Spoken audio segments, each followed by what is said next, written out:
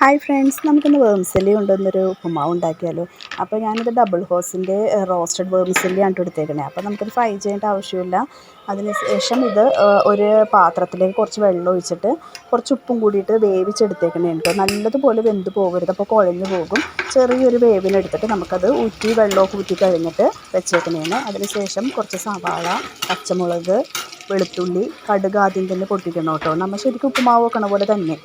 ഉപ്പുമാവ് നമ്മൾ വെള്ളത്തിലിട്ടാണ് വേവിക്കണത്. ഇതിപ്പോൾ ഞാൻ വെള്ളത്തിലിട്ട് വേവിക്കുന്നില്ല, ചിലപ്പോൾ കുഴഞ്ഞു പോകും. അത് കാരണം നേരത്തെ വേവിച്ച് വെച്ചേക്കുന്നതിന് ആവശ്യത്തിന് ഉപ്പിട്ട് കൊടുക്കണം. ഉപ്പ് നമ്മൾ ഇട്ടാണ് വേംസെല്ലി വേവിക്കണത്, കുറച്ചും കൂടി ഇട്ട് കൊടുക്കണം ആവശ്യത്തിന്.